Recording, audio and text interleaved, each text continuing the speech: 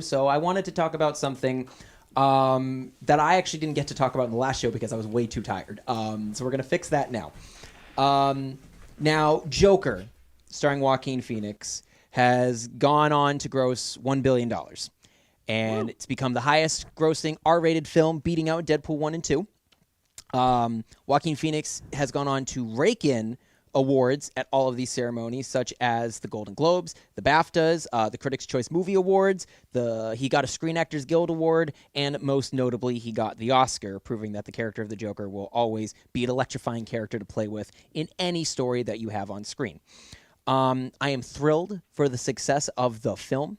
I'm thrilled for the success of Joaquin.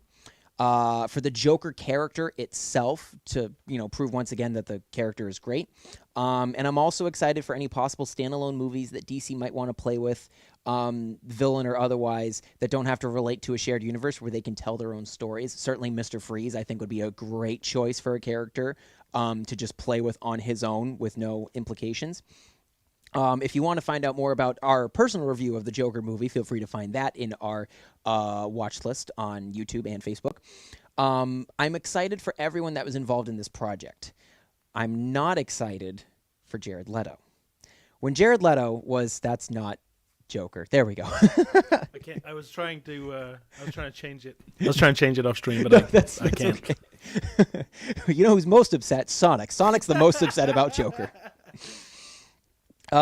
So Jared Leto, when he was announced as Joker, I was immediately sold. I thought you had an incredible actor who just came off of his Oscar run in Dallas Buyers Club. I thought you had an actor who was willing to go to the wall for this character and just make Joker something completely different than what we've seen before. I was totally sold, and I still am sold on the actor as the character, unlike most who felt like his performance was either forced or wasn't utilized well enough in Suicide Squad. But I personally agree with the choice to not utilize him as much in Suicide Squad. He didn't need to be the villain, in my opinion. I do think he needed to have more involved in the story, but that's neither here or there.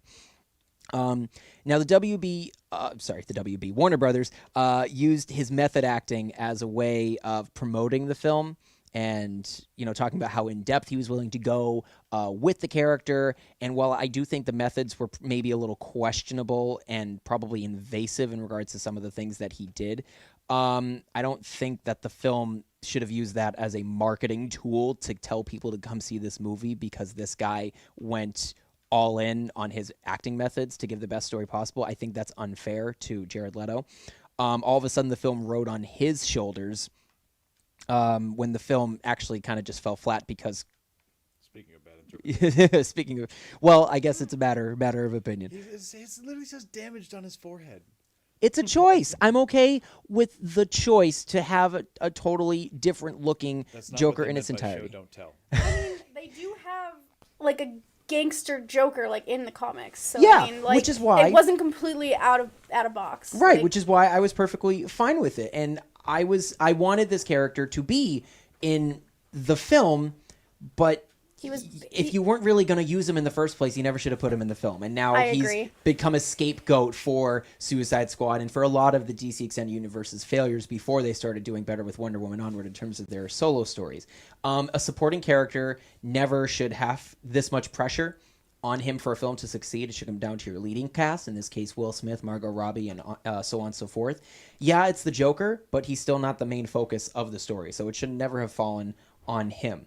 I think if you really wanted Joker to be a highlight, you should have, Warner Brothers, saved him for another movie rather than force him into this one. And the reason why I mention all of this, Joaquin proved to be incredibly successful with his interpretation of Joker. And I think it's well-deserved.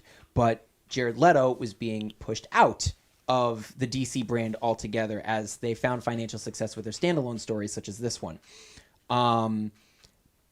You obviously can see that kind of with Birds of Prey, which we'll obviously talk about in a little bit, where Joker's almost an afterthought. He's there, but just from the back of the head and stuff. And I personally don't think that's right for Jared Leto. I think you can have more than one version of a character on screen with multiple continuities. I think both are incredibly talented and gifted actors. I don't see the point of having one actor be screwed out of a role because of poor studio decisions and poor management. Since a Joker project was envisioned for Jared Leto when he signed on, Since then, we haven't heard anything about it, and I wouldn't be surprised if they're just deciding not to move forward with it, just so that they can save face and be able to move on and forget. And I just don't think that's fair, because I want to give this Joker, this tattooed gangster Joker, a real chance, but I can't do that when he's a supporting character. I think his performance was really good. I wanted to see more on screen. I wound up getting more of that in the Blu-ray release, which is only like an extra 13 minutes of footage, but it gives a significant scene for Jared Leto's Joker that I think really should have been put into the final cut of the movie, and I think it was a missed opportunity. I'm sad that it didn't translate well for audiences in the movie theater. It translated for me personally, but that's just because I wanted to see more, and I was hoping we could build off for future projects.